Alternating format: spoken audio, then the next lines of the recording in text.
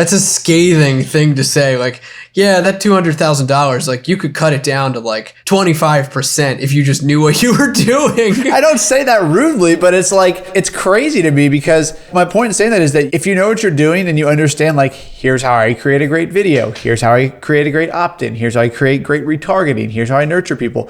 If you take the time to learn this stuff, you're saving yourself money in the advertising front because you're bypassing the thought process being like, let's dump money into a bucket and let's just go for results and not care about cost, as opposed to like, hey, I have a certain budget and I got to make that go as far as possible. So I'm going to be really, really efficient with it. You are now listening to the Creative Juice podcast brought to you by Entrepreneur.io.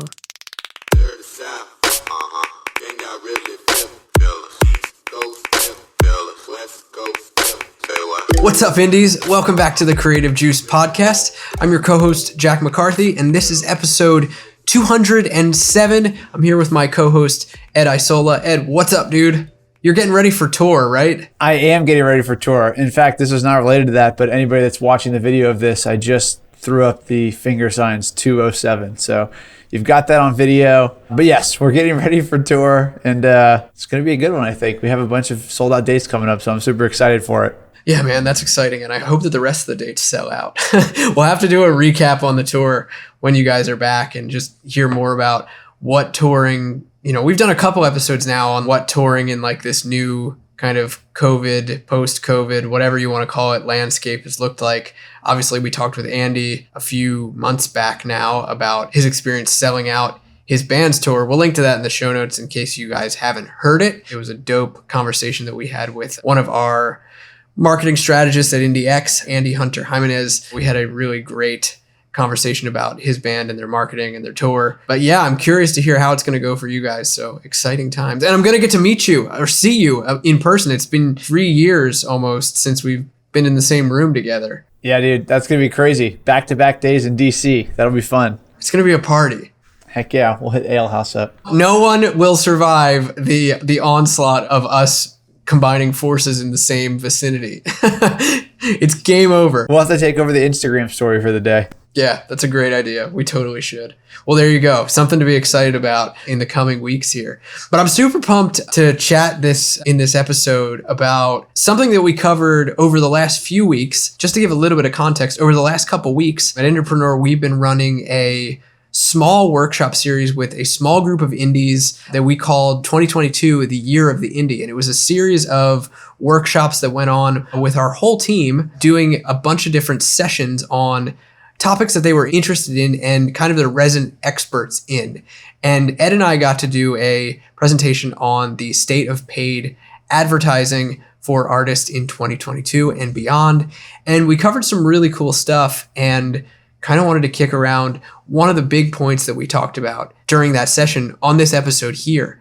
And that was where we see a lot of major artists with massive fan bases getting kind of stuck in their marketing. And what I mean by stuck is like not necessarily like they're having a hard time with it. Stuck as in like they keep staying in this one spot, doing the same thing over and over and over again. And we see it.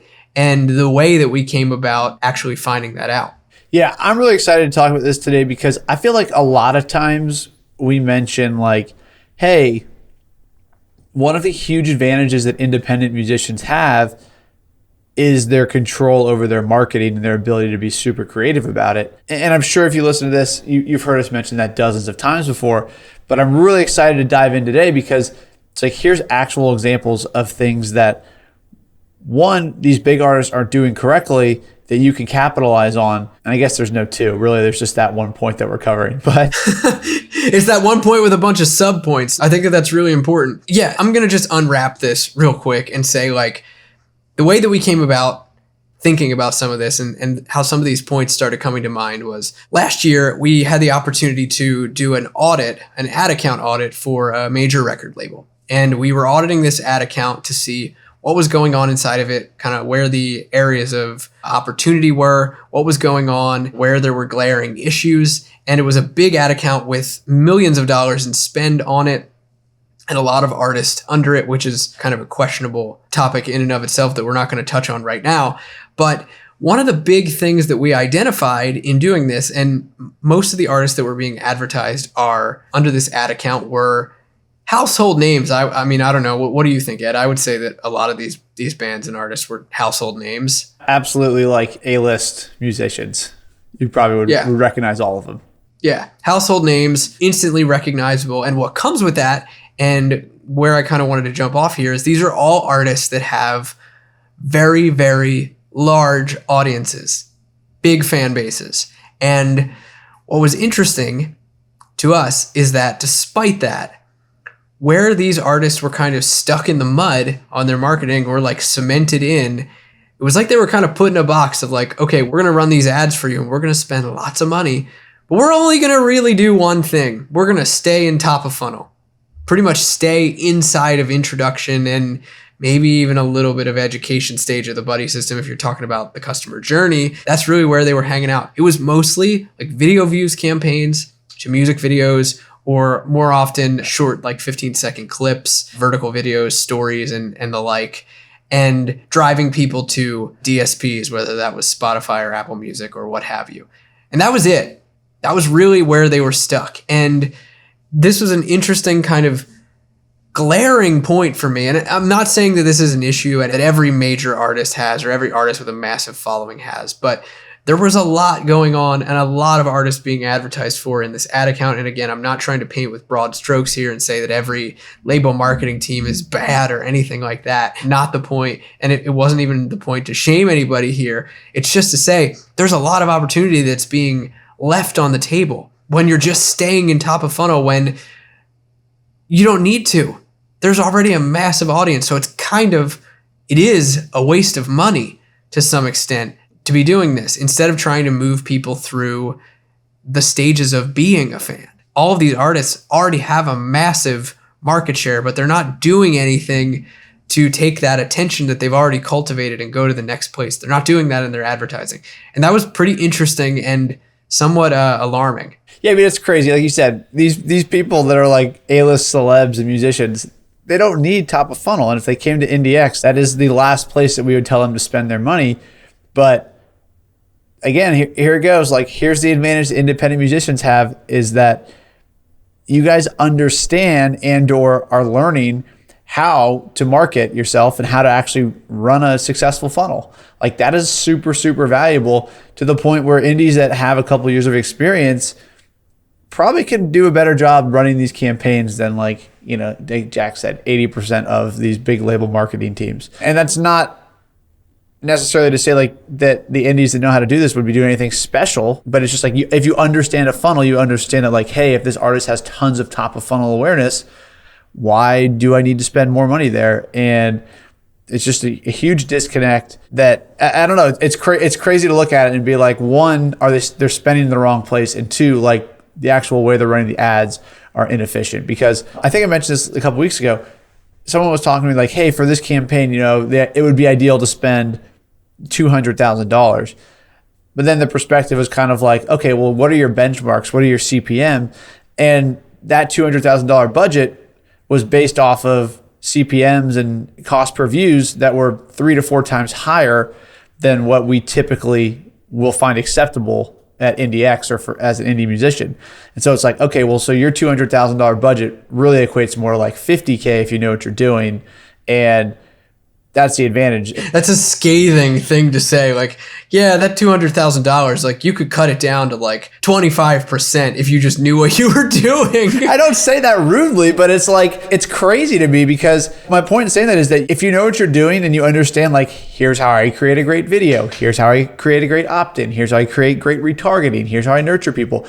If you take the time to learn this stuff, you're saving yourself money in the advertising front because you're bypassing the thought process being like, let's dump money into a bucket and let's just go for results and not care about cost, as opposed to like, hey, I have a certain budget and I got to make that go as far as possible. So I'm going to be really, really efficient with it. Like I said, it's a great opportunity because indies can make their dollars go further than a lot of other people because you guys are listening, you're learning, you're kind of figuring out, here's how I do it correctly. I think that's a great point. And something I want to lean into here a little bit is like, a lot of these major artists, like, it's not their fault, right? It's not their fault that all of this money is being spent in a place where they don't really need it. Like in most cases, they're not marketing experts. They may be very, very creative, and they might be very creative in their marketing. But for a lot of artists, especially at the level that we were kind of analyzing here, like they're probably pretty hands off when it comes to this stuff. It might just be like kind of out of sight, out of mind. I think in addition to like artists having the opportunity to learn about this, and indies in particular having a strategic advantage here, anyone who might be working with an artist, whether you're a manager or whether you're working with a marketing team, I think there's opportunities here to look at not only, like you were saying, Ed, your $200,000 could be way better spent if you're paying attention to your benchmarks better and really knowing what you need to be shooting for, but also a fraction of that $200,000 or that $50,000 or that $1,000 budget that you have could be allocated towards moving fans to a next stage where it's actually possible to make that money back. And then all of a sudden that spend kind of liquidates itself, which I think is something that many of the campaigns that we audited could have easily done with very, very simple opportunities for fans to opt in, whether that's to email, whether that's to text, or to buy something. And that could very easily like either help to at least cancel out the cost of some of that advertising, or even cut into some of the ad spend that was being spent on top of funnel. All of a sudden, like your profitability can cut into places that you're intentionally or unintentionally maybe not profitable. Yeah. And so to me, it's like, okay, obviously there's tons of value in top of funnel awareness, but as you kind of start to saturate top of funnel, then the question that I feel like we get a lot from indies is what's next? And like you're saying, it's pulling people down into your ecosystem.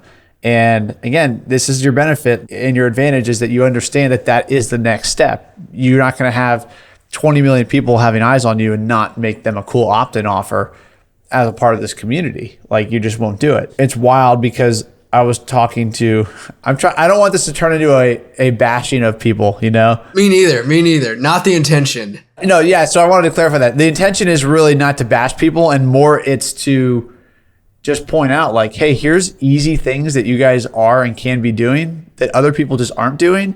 And I think it's really important to highlight because I think a lot of times as a part of this community, at least for me, it was very easy for me to have no other reference point of marketing and pretty much just decide like, I think that Cirque knows what he's doing and I'm buying in and I've seen success and that's got me here.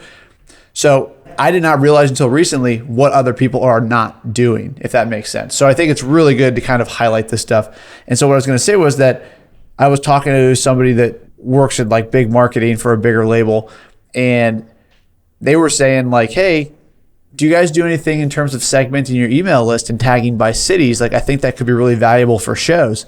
And I'm like, what? Of course we do. You know, like, of course we do. We've been doing this for 4 years. That's just, again, to say like, there's a lot of things that you guys have as best practices that really are things that people are just starting to get kind of exposed to. Totally. You know, this is interesting. Like, and I think this is something that early on we kind of identified is that like in a lot of creative industries, like a lot of the marketing that goes on really is like spray and pray kind of stuff, like big, almost like brand awareness. Like it might be digital, but like some of the ads that we see put online very well could be money spent on a billboard, you know, not super great, targeting, not great, objective, not great. I'm not talking about like technical level ad campaign objective. I'm talking about like the purpose of the ad, period, like what the thinking behind it was. And I think we identified that early on. Like that kind of goes without saying, like, but to shift that perspective and the trajectory in a different direction, the kind of narrative that I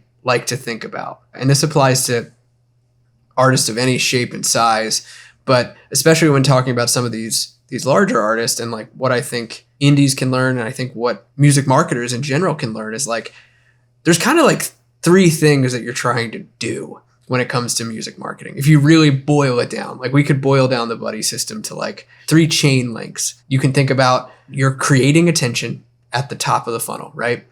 And then you are capturing that attention at the middle of the funnel. And then you're monetizing that attention at the bottom of the funnel.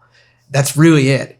And what we were seeing with a lot of these big artists is like, step 1 is already taking care of itself And yeah, like of course you want to get the new music out there if you're releasing a new record or a new single drops. Like, of course you want people to hear that, but to not be thinking about capturing that attention that's already there or the attention that you're going to create and then monetizing it, for not looking at the full picture of the customer journey is a real, I think, an impediment to growth for the artist, both in the short term and in the long term as far as a brand goes. And I want to identify like a particular kind of sticking point here that we saw was like when we saw sales going on in a number of cases, not in all of them, but in a few different campaigns, we were seeing like sales being run to the artist audiences, like targeting the artist warm audiences, but running from a record label profile or page with the sales offer. And to be totally transparent, from a numbers perspective, like money in, money out, it looked like that was performing pretty well.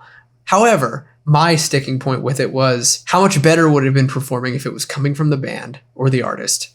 And how much more would it have done for the artist's relationship with their fans and their customers if it had felt native, if it had been driven to a store that was built for and by the band for their fans?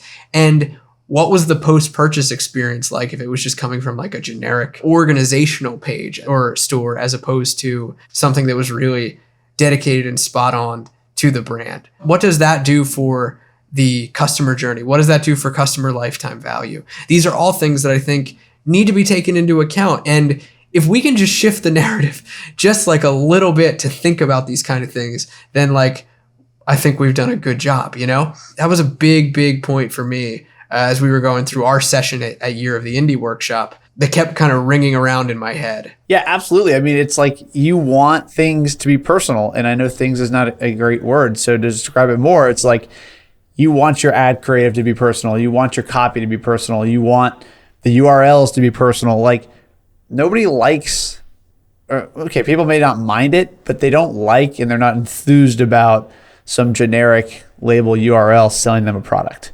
or some third party saying like, buy the 502 CD, like, you know, whatever. People like to feel like it's coming from the artist. And also people aren't stupid. Like they understand that if you're running an ad that like maybe you didn't build that ad yourself, right? Even today, people will ask like 502s and like I handle all of our stuff, like with Joe and Jack and like everything that we put out, it's run by us. We've drafted it. We've put it together. It's like very authentic. People will be like, oh, who does your stuff? Like, who wrote that? It's like, well, we did, you know? And the point of saying that is that, like, people like it. They respond to it. They're not dumb thinking that, hey, the 502s wrote this, but they understand it's part of the brand. It's how we speak to people, that we are coming from this first person, like, authentic place, and that's accepted. So this is something else we've definitely mentioned. Just writing things, speaking about yourself in the third person, just because you see other artists doing it, does not make it right. In fact, it probably means it's like not right if you see, you know, a lot of these people doing it. But yeah, I think that's something worth just noting is like personalization is definitely one of the strong points in every aspect of advertising. Yeah, that's a great point. Like that really brings it back to a level of this feels like I'm being talked to or talking with rather, as opposed to like, oh, this is just like, you know, something that was copied and pasted into a platform and served to me. You're right though. Fans aren't stupid. It's funny that your fans reach out and ask you. I think that's super cool. It is interesting. Fans are not stupid, and to a degree, like we're not tricking them by making things feel like they're, you know, being said from the band's perspective or whatever. It's not about that. It's about the excitement that comes with seeing something like that. Like, I think personally, you're better to allow for the suspicion that people are like, oh, you know, this sounds like it looks like the band wrote it, but like, I don't actually think they did. Like, better to have that in place than like a faceless organization that the fan has no connection to advertising on their behalf and trying to create a connection and create meaning.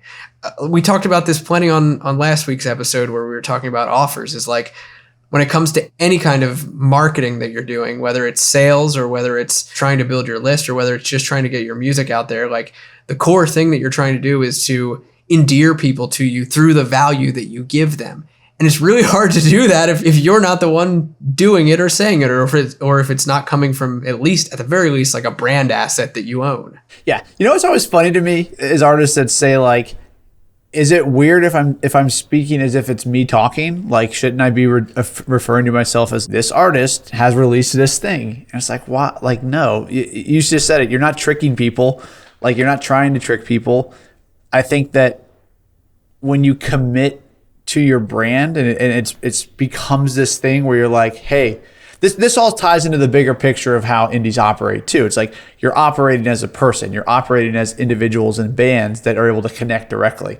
So if that's your MO, then talking that way in everything you do has to be the case. In fact, I would argue that if your MO is like, hey, we're going to connect with you, we're authentic, that's who we are, that's what we're about, that reverting to third person perspective copy in whatever you do kind of hurts you. And that's something too Jack and I have seen, where artists that are insistent on being removed from their marketing and talking about themselves in mysterious ways, their stuff performs worse. Even if it's the best music in the world. In today's day and age, people don't want shadowy figures, you know? Like, they don't want an artist that they can't see their faults and their flaws and that kind of stuff. They want people that are like, well, they're cool. Also, like, this is kind of something that bummed them out, or they just got their heart broken, or whatever. You know, they want to see behind the curtain, and that ties into all this stuff. And I don't think that major labels have figured that out, or if they have figured it out, they're not implementing it very well in anything. Yeah, that's a good point. And I mean, obviously, like, all of this comes with some level of balance, like measuring and figuring out what's right and appropriate. Like, we've written plenty of copy at IndieX for clients, for artists that have come on board for specific things that it was talking about them in the third person, and it worked great. It was for the purpose of driving a very specific narrative, right? There's a good reason for doing that on certain kinds of assets, and there's a good reason for not doing it in other places. I think about one of the ads that we talked about in our session, Ed, which was a Doja Cat ad. And I was like, Doja Cat didn't write this. And like, this doesn't even sound like her. If you go to her Instagram right now, like, you will not think that this was the same person at all. And it's not about tricking people again, but it's just about trying to make things at least seem coherent and consistent to a degree. You know, maybe we're getting away from the big idea here of where these artists are getting stuck, but I think all of these kind of sub points are why they get stuck just doing top of funnel over and over and over again, because moving people through creating attention or creating awareness and then looking to capture that and monetize it, it involves more care and thought and a little bit of deliberation as to, like, what am I really trying to say? Who am I trying to exist as an artist online? Like, what am I trying to present myself as? What is the message? You know, what is the brand? Where am I trying to take this? Where am I trying to go? And that does take thought and deliberation. And I often think that that's, you know, part of the reason that it's hard to drive that forward. Yeah, absolutely. And something else I'm thinking about, you know, we're kind of starting to dive into, like, okay, well, how do you, maybe at least I'm thinking about it this way, how do you control your narrative if you're not the one who's doing everything? And I think there have been some really good examples of artists that we've worked with that have really, really specific guidelines of how they like to write and how they like to copy, or how they like their copy. Even if it's things like, we don't use capital letters, I don't use punctuation, I use a lot of LOL, that kind of stuff. There's a couple artists that are very specific about that, but they've done a really good job of communicating it to us, where we almost have a voice brand guideline now that we put together with them. So we're drafting stuff for them that sounds like it's them, and we run it by them. They check it out, you give the okay or a tweak. But it's like, I'm surprised some of these bigger labels don't have that, right? Like, or that they can't go check out somebody's Instagram and see how they actually write and adapt it into copy. Because to me, it seems like a low-hanging fruit kind of thing, but it may just not be of importance there. No, that is a good point. Yeah, I mean, like, that's something at IndieX very early on when we're working with an artist, especially someone that's going to be doing a heavy amount of advertising and where we're going to be heavily involved in the copy. You're spot on. You know, like, that's one of the first things we look at is, like, how does this person speak to their fans? What are kind of the key areas here? A lot of artists do have, you know, brand voice documents that they bring on when they onboard with us, which is cool. It definitely makes the job easier. But I think that's really important. And I think it's an easy, like you said, a low-hanging fruit that is easy to to miss out on the opportunity, especially if there's a lot of changing of hands. Like I know, and I do sympathize. Like I know that managers and I know that label teams work with a lot of people, and there's shifting hands and consultants and agencies that come on board. And so there's a lot of passing the baton and things can get lost. But I do think that like that's an important part of being able to kind of crack the cement around just running top of funnel traffic and only focusing on that and trying to move into like real monetization and not just driving traffic to streaming sites and trying to somehow recoup your ad spend that way. I think that's one of the key areas to focus on is like identifying the brand voice, honing in on it, and letting the artist brand then shine throughout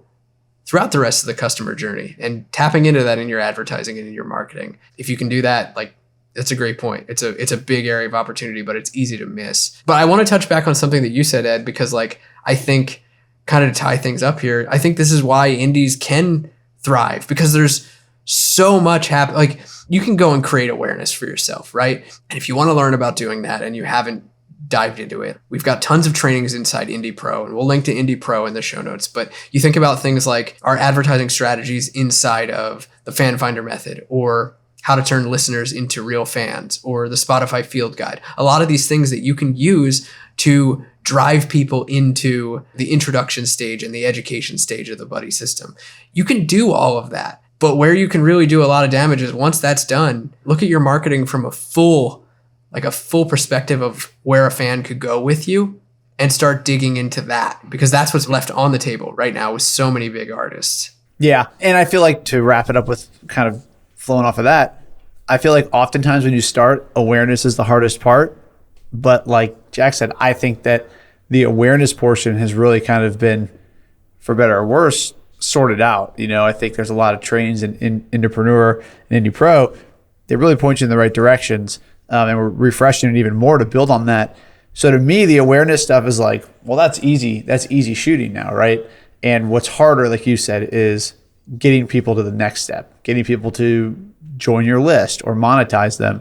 And I think just like what you said, the more that you're personal about it, the more that you use real language, you speak like a real person, that makes everything easier. Because I think people are essentially, I know I am, are blind to block copy from artists. It's like, okay, I get it, Yeah, totally. Interesting point here that I want to touch on too is, and we talked about this on the episode that we covered on staying ahead of the creative curve online. Because maybe a question that comes up in this is like, okay, like I hear you guys, I need to focus on the full customer journey of a fan. I need to focus on the full buddy system on the advertising, or like our artists are wasting their money, or we're wasting money on just top of funnel. Maybe you say that, but it's like, oh, but we only have content to do that. But if we go back to what we were talking about in that episode of like, if you're creating really great content for your band, for your solo project, whatever it might be, if you're creating really great content that connects with people, video content especially, that connects with people, you can use that across multiple kinds of advertising campaigns. You can use it for driving list growth. You can use it for sales, and you should, So if the creative is a struggle, here's your permission to not use that as a crutch anymore, to not get into doing this kind of deeper work with audience growth and really driving a business forward that way. So I wanted to mention that because I feel like I would be remiss if I didn't, because it's super important. Like you don't need to set up a whole new batch of creatives necessarily. A lot of the stuff that you might already have, if you just take a second to think about it, can really fit into what you're already doing, maybe with a few tweaks here and there. Yeah. You'll be surprised if you have a couple, like Jack said, if you have a couple good pieces of creative, how far different batches of copy will go for you. I think we touched on this, like you said, 502s, we have like our handful of videos and pictures that we use for creative, and we just refresh the copy. And people are reading the copy, and that's really important. So you don't have to go shoot a bunch of new videos. Like you said, really, I think kind of how you speak and specifically the copy in my mind. Definitely.